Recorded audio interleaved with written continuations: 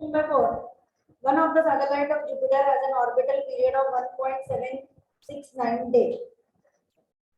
Orbital period of Jupiter is 1.769 days.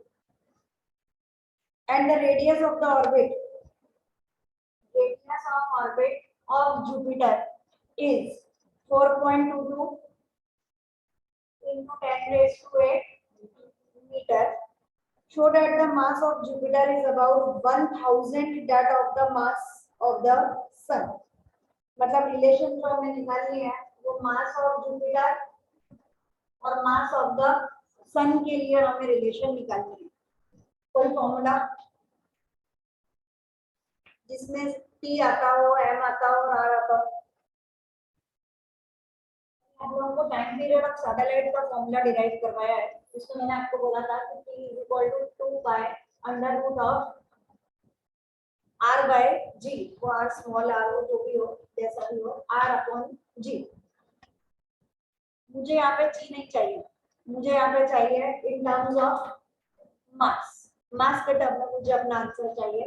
तो T = 2 pi under root of R small g = gm upon बराबर पता चलता है. उसके बाद में squaring on both the sides हमें यहाँ पर मिला t square = 4 pi square r cube upon gm. तो मास की रिलेशन चाहिए. तो mass = 4 pi r cube upon gt square.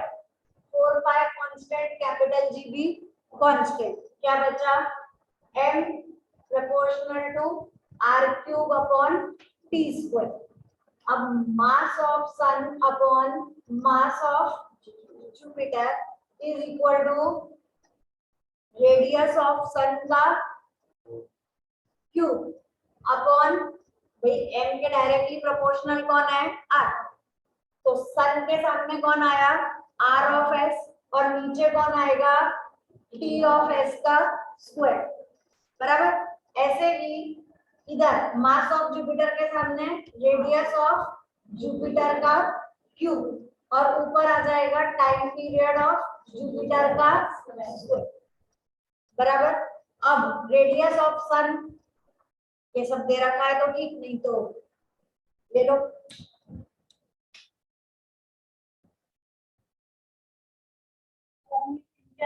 Values put up करनी है. वैल्यू पुट अप करने के लिए इनकी तो रिलेशन निकालनी है. इनको एज इट इज छोड़ दो. Radius of sun. रेडियस का मतलब क्या होगा? अब सन का रेडियस नहीं निकालना. यहाँ पर उन लोगों ने हमें जो वर्ड दे रखा है orbital period, radius of the orbit, ऐसा दे रखा है. तो अर्थ और सन के लिए जब हम लोग निकालते हैं तो ये जो वैल्यू है हमारे पास में इसकी comes out to be 1 AU. AU का मतलब होता है astronomical unit.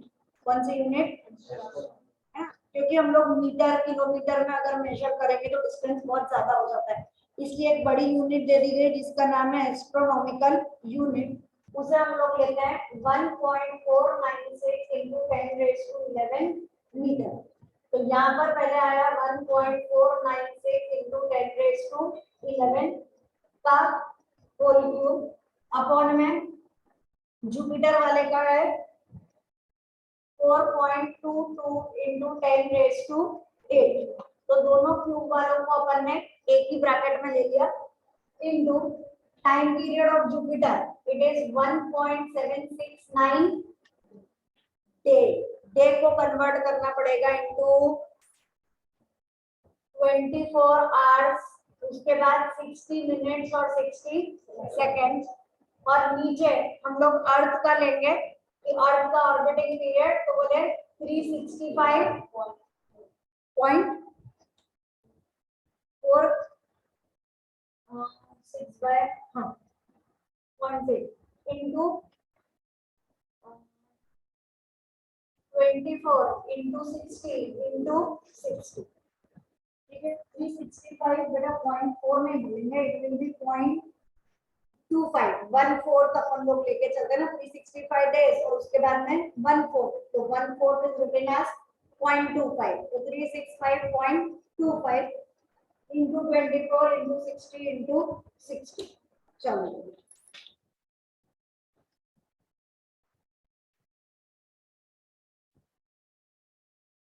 5, let us assume that our galaxy consists of kitna stars, each of one solar mass. How long will a star at a distance of 50,000 light year from the galactic center take to complete one revolution? Take the diameter of Milky Way to be 10⁵ light year. हमें time period of revolution चाहिए, same formula हमारा जाएगा T square is equal to, अभी जो अपन ने derive किया इसको T square is equal to लिखो 4 पाई स्क्वायर आर क्यूब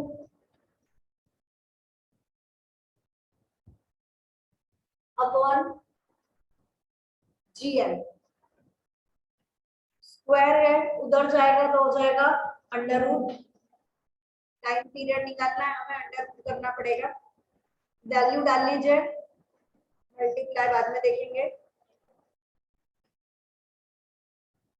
चलिए वैल्यू डालने के लिए लिखिए 1 solar mass, 1 solar mass is equal to 2 into 10⁻30 kg। सब बड़ी बड़ी यूनिट्स है भाई, प्लैनेट और स्टार्स की बात कर रहे हो, तो 1 solar mass is equal to 2 into 10⁻30 kg, और दूसरा हमें चाहिए 1 light year, 1 light year is equal to 9.46 into 10⁻15 meter। अब अपन वैल्यू डालते हैं, t is equal to 4 into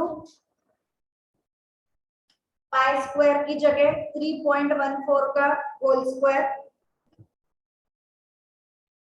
into R cube, R cube के लिए आर हमें दे रखा है 50,000, लिखो पहले आर 50,000 मल्टीप्लाइड बाय 9.46 into 10⁻15 का होल क्यूब अपॉन जी की जगह 6.67 into 10⁻−11, और मास हमें बोला है, मास आप लोग ले लो 1 सोलर मास, मतलब डायरेक्ट हम एम की जगह लिखेंगे 2 into 10⁻30।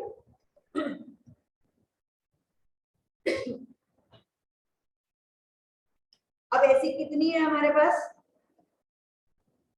देखो ना भाई कितनी दे रखी है 2.5 into 10⁻11, तो जो मास है उसे कैसे मल्टीप्लाई करोगे 2.5 into 10⁻11 से। वापस बोल रहे हो, चेक कर लीजिए कोई वैल्यू रह गई हो तो, t is equal to 4 into 3.1 का whole square multiplied by r की जगह 50,000 into 9.46 into 10⁻15 का होल क्यूब अपॉन यहाँ पे क्या है g लिखा है हमने capital G, that is 6.67 into 10⁻−11, और मास की जगह हमारे पास में आएगा 2 into 10⁻30 मल्टीप्लाइड बाय 2.5 into 10⁻11। ये पूरा, इस पूरे का वैल्यू निकाल के अंडर रूट निकाल के final answer is 1.12 into 10⁻16 16 seconds.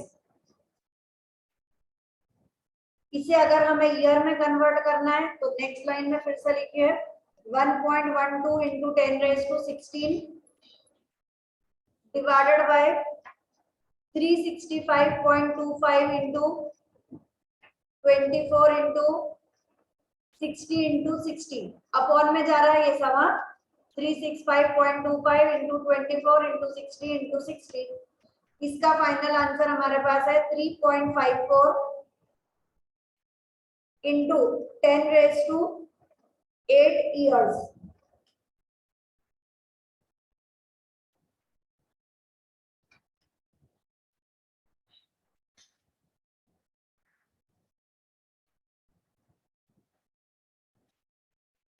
Next question,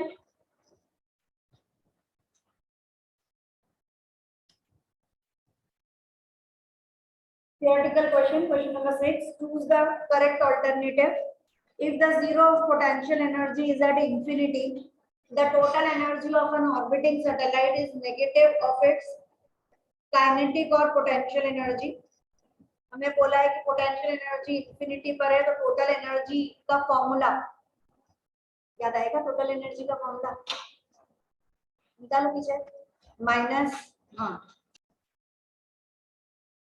हम लोगों ने काइनेटिक एनर्जी का फॉर्मूला लिखा है Gmm/2r और टोटल एनर्जी का फॉर्मूला हमने लिखा है काइनेटिक प्लस पोटेंशियल और फिर आंसर लिखा है माइनस Gmm/2r। तो total energy is negative of कौन सी एनर्जी? Kinetic energy. तो उसमें ऑप्शन पूछा था कि पोटेंशियल या काइनेटिक, तो हमें आंसर देना है काइनेटिक। ठीक। Second, the energy required to launch an orbiting satellite out of Earth's gravitational influence is more or less than the energy required to project a stationary orbit or at the same height. मतलब VO orbiting velocity और escape velocity दोनों में से कौन सी ज्यादा होती है? Relation है बेटा। ऑर्बिटिंग मैंने आपको लिखवाई थी 7 पॉइंट समथिंग, देखो मिलेगा सब कुछ, और एस्केप लिखवाई थी 11.2। कौन सी ज्यादा है? यानी बाहर भेजने वाले को ज्यादा टाइम लग रहा है और सॉरी ज्यादा स्पीड लग रही है, और ऑर्बिट करवाने वाली कम होती है। तो उन्होंने पूछा था energy required to launch an orbiting, तो ऑर्बिट वाली कैसी होगी? Less than the energy required to project a stationary at the same height. Next question number 7, does the escape speed of a body from the earth depends on mass of body? Answer लिखिए no. पहले अपन formula देख लेते हैं कि मैं no भी बोल रही हूँ तो क्यों बोल रही हूँ। एस्केप वेलोसिटी का फॉर्मूला हमारे पास होता है √2gr, एक ये फॉर्मूला होता है। और अगर हम g की जगह स्मॉल g की जगह Gm/r² ले लें तो फॉर्मूला हो जाएगा ये r कट 2Gm/कैपिटल R। ठीक। अब वो बोल रहे हैं कि does the escape speed of a body from the earth depends on mass of body. क्या इसमें स्मॉल m आ रहा है? नहीं आ रहा फॉर्मूले में, तो हम लिखेंगे no it does not depend on mass of the body. दूसरा पूछा है the location from where it is projected. Location की भी कोई जरूरत नहीं आ रही, स्मॉल r कहीं पर भी नहीं आया, आंसर लिखिए नो। थर्ड पूछा है डायरेक्शन ऑफ प्रोजेक्शन, तो answer is no. And last the height of the location from where the body is launch, तो आप सरफेस से कर रहे हो या सरफेस के अंदर या बाहर से कर रहे हो उससे इफेक्ट पड़ता है, तो आंसर इज यस। ठीक है, फॉर्मूला लिखोगे तो नो और यस पता चलेगा कि क्यों हम लोगों ने नो यस लिया। Next question number 8, a comet orbits the sun in a highly elliptical orbit. Does the comet have constant linear speed? क्या बोल रहे हैं बोलो कि एक कॉमेट है जो सन के आसपास घूम रहा है, ठीक है, इलिप्टिकल ऑर्बिट में घूम रहा है। इलिप्टिकल ऑर्बिट वर्ड हमें केपलर्स लॉ ने दिया था, केपलर ने दिया था। तो क्या कॉमेट के पास लीनियर स्पीड कांस्टेंट है? आंसर लिखिए no.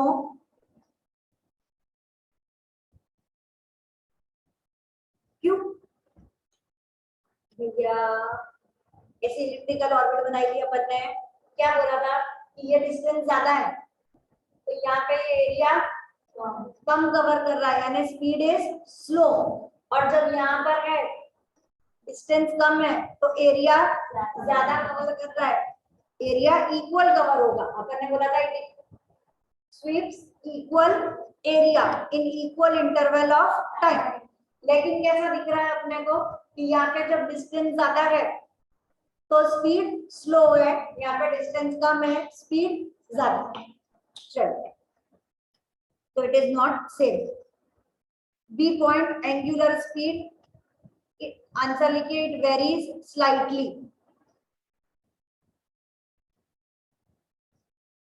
Third angular momentum, angular momentum तो ऑलवेज कंजर्व होता है, तो answer is constant.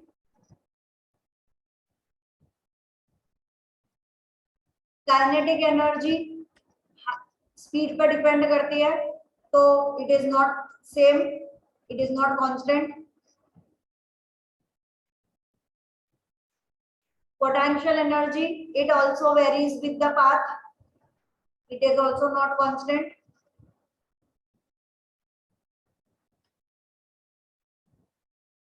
Total energy definitely constant.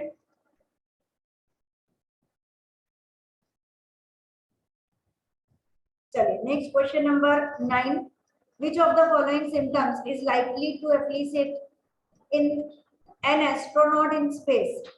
swollen feet, swollen feet कब होंगे? जब ब्लड नीचे की तरफ जाएगा, स्पेस में पहुंच गए तो ब्लड नीचे थोड़ी जा रहा है, तो answer no, swollen feet is not seen.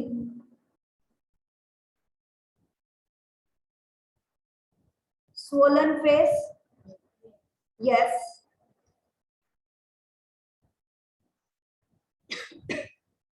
माना जाता है कि ब्लड का फ्लो थोड़ा ऊपर की तरफ ज्यादा हो जाएगा, तो इसलिए हम बोलेंगे कि yes they are, they may have, may चलेगा, किसी का कम किसी का ज्यादा किसी को नहीं, they may have swollen face. Third headache, yes, may get headache. Orientational problem, definitely yes, क्योंकि उनका फ्रेम ऑफ रेफरेंस बदल जाता है, जिस पॉइंट से हम लोग जीरो लेकर चलते हैं उनका फ्रेम ऑफ रेफरेंस वैसा नहीं होगा, समझ में आता है? चलिए 10 11 के बाद छोड़ के अपन आगे बढ़ते हैं। Question number 12, a rocket is fired from the earth towards the sun. Rocket जो है वो सन की तरफ आ रहा है, एक रॉकेट ले लो, एक सन ले लो, ये हमने रॉकेट ले लिया, ये हम लोगों ने सन ले लिया। आगे बोला है at what distance from the earth centre is the gravitational force on the rocket is 0। एक पॉइंट पे जाके ग्रेविटेशनल फोर्स इज 0, ये डिस्टेंस हमने ले लिया x, mass of the sun, mass of the earth, सब कुछ। दो ऑब्जेक्ट के बीच का डिस्टेंस हम लोग क्या लेते हैं r, ये वाला डिस्टेंस जहाँ पे वो फोर्स 0 एक्सपीरियंस कर रहा है वो डिस्टेंस हमने ले लिया x, तो बचा हुआ ये वाला हो जाएगा r। ठीक है, अब हम लोगों को क्या लिखना है, दोनों तरफ का फोर्स 0, फोर्स का formula F is equal to ji